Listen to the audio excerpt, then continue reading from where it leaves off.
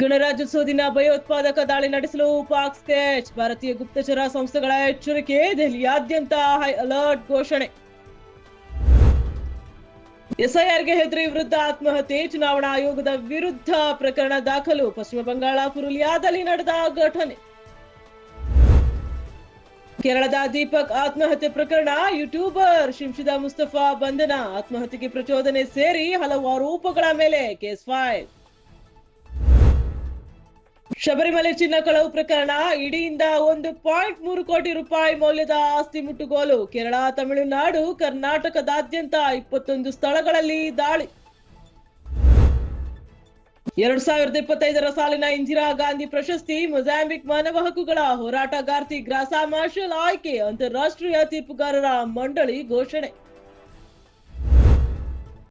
ಇಂದಿನಿಂದ ವಿಧಾನಸಭಾ ವಿಶೇಷ ಅಧಿವೇಶನ. ಭಾಷಣ ಮಾಡಲು ರಾಜ್ಯಪಾಲ ತಾವರ್ ಚಂದ್ ಗೆಹ್ಲೋಟ್ ನಕಾರ. ರಾಜ್ಯದಲ್ಲಿ ಸಾಂವಿಧಾನಿಕ ಬಿಕ್ಕಟ್ಟು ಸೃಷ್ಟಿ.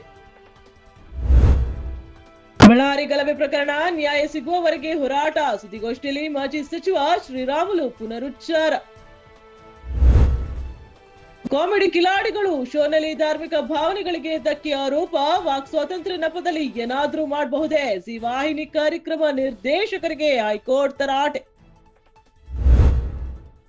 ಅಂಬಾರಿ ಡಬಲ್ ಡೆಕ್ಕರ್ ಪ್ರವಾಸಿ ಬಸ್. ಲಂಡನ್ ಮಾದರಿ ಬಸ್ಗಳಿಗೆ ಬೆಂಗಳೂರಿನಲ್ಲಿ ಚಾಲನೆ. ಪ್ರವಾಸೋದ್ಯಮ ಸಚಿವ ಎಚ್.ಕೆ. ಪಾಟೀಲ್ ಹಸಿರು ನಿಶಾನೆ. ಗ್ರೀನ್ಲ್ಯಾಂಡ್ ವಿಚಾರದಲ್ಲಿ ಟ್ರಂಪ್ ದಿಢೀರ್ ಯೂಟರ್ನ್. ಯುರೋಪಿನ 8 ರಾಷ್ಟ್ರಗಳಿಗೆ ಹೆಚ್ಚಿನ ಸುಂಕ ವಿಧಿಸುವುದಿಲ್ಲ ಅಂತ ನಿರ್ಧಾರ. ಅಸಂಬದ್ಧ ಹೇಳಿಕೆಗಳಿಂದ ನಗೆಪಾಟಲಿಗೀಡಾಗುತ್ತಿರುವ ಅಮೆರಿಕ ಅಧ್ಯಕ್ಷ. ಭಾರತ ನ್ಯೂಜಿಲೆಂಡ್ ಮೊದಲ ಟಿ20 ಪಂದ್ಯ. ಅಭಿಷೇಕ್ ಶರ್ಮಾ ಸ್ಫೋಟಕ ಬ್ಯಾಟಿಂಗ್. ನ್ಯೂಜಿಲೆಂಡ್ ವಿರುದ್ಧ ಭಾರತಕ್ಕೆ 48 ರನ್ಗಳ ಭರ್ಜರಿ ಜಯ. ಅಲ್ಪಸಂಖ್ಯಾತರು, ದಲಿತರ ಹಿತ ಕಾಯುವ ಪಕ್ಷ ಎಸ್ಡಿಪಿಐ ಕೈಯಲ್ಲಿ ಅಧಿಕಾರ ಇಲ್ಲದ ಕಾರಣ ಅವರ ಮೇಲೆ ನಿರಂತರ ದೌರ್ಜನ್ಯ. ಸಂವಿಧಾನ ಉಳಿದ್ರೆ ಮಾತ್ರ ಎಲ್ರಿಗೂ ಸ್ವಾಭಿಮಾನದ ಬದುಕು ಸಾಧ್ಯ. ಎಸ್ಡಿಪಿಐ ರಾಜ್ಯಾಧ್ಯಕ್ಷ ಅಬ್ದುಲ್ ಮಜೀದ್ ಹೇಳಿಕೆ.